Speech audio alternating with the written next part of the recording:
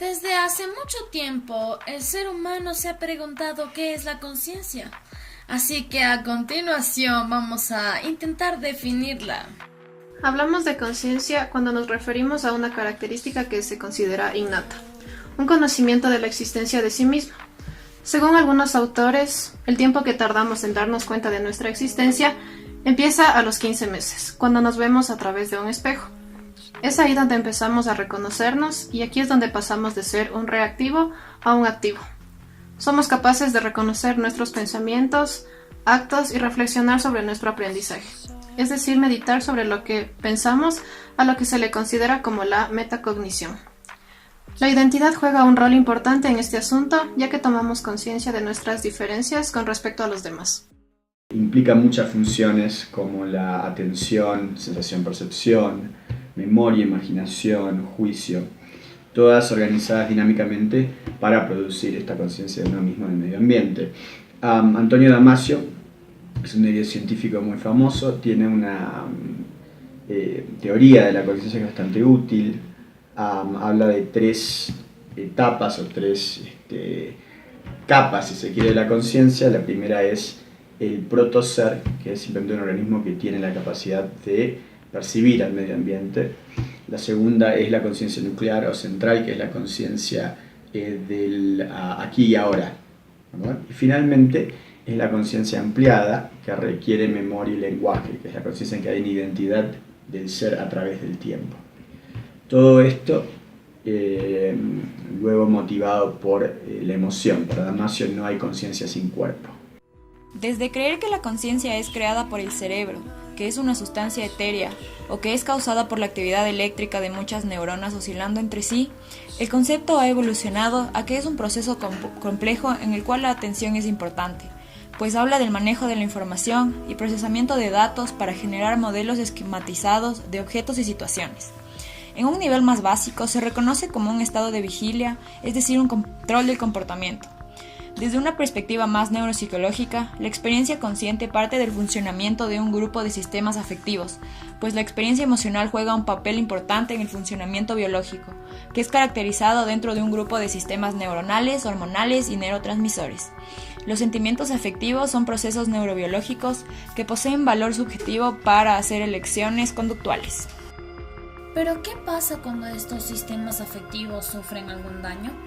La conciencia puede verse afectada por diversos factores o en diferentes niveles. Una afectación mínima se puede relacionar con dificultades para mantenerse despierto.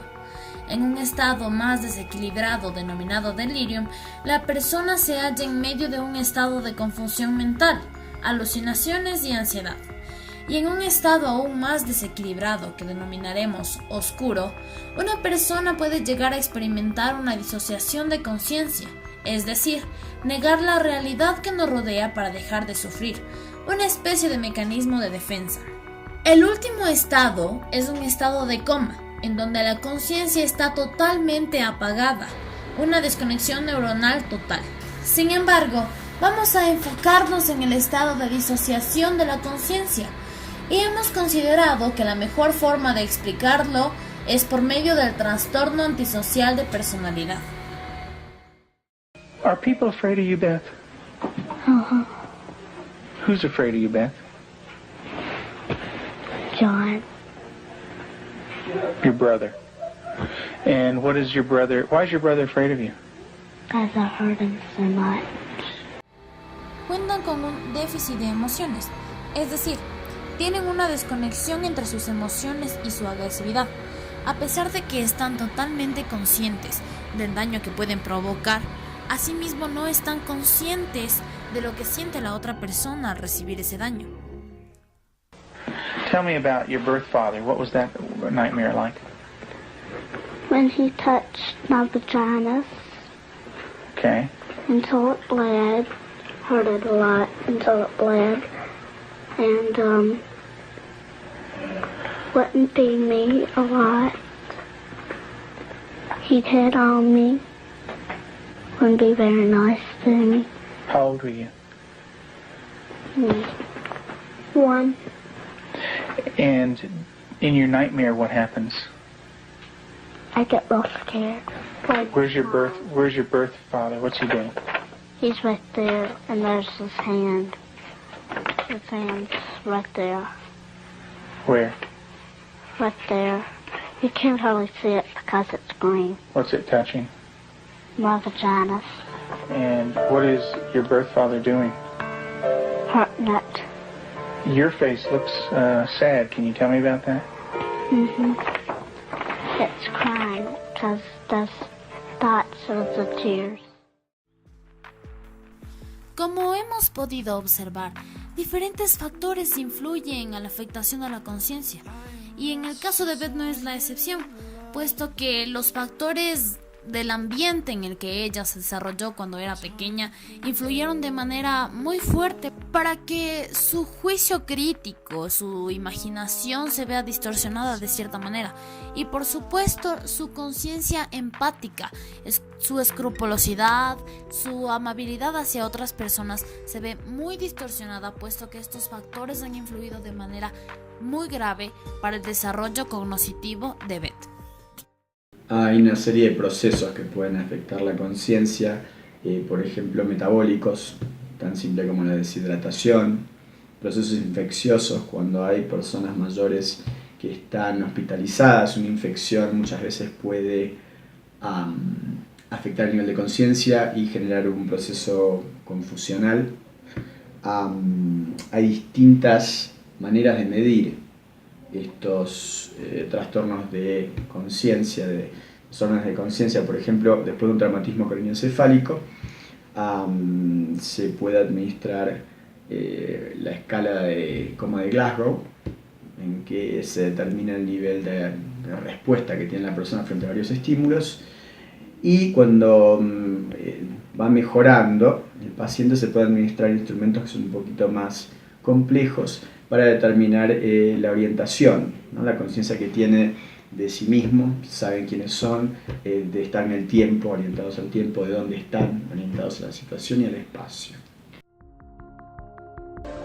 Does your brother have private parts?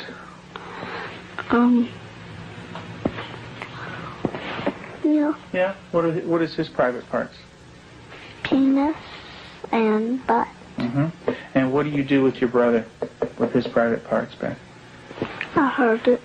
Tell me about it. What do you do? Now, I pinch it, squeeze it, kick it. When you do things to your brother's private parts, what does he say? Stop. Okay, tell me that. Well, he says stop, but I don't stop. Do you hurt him? A lot. Okay. And would you like to do that to other boys? Los procesos cognitivos y subcorticales, como fueron mencionados antes, son los que procesan la información y permiten la experiencia consciente. Sin embargo, en el caso de Beth, podemos ver que no tiene una conciencia de empatía hacia los otros seres, porque relaciona su realidad con su pasado. Es decir, cree que todos los seres que la rodean pueden de cierto modo relacionarse con su padre biológico.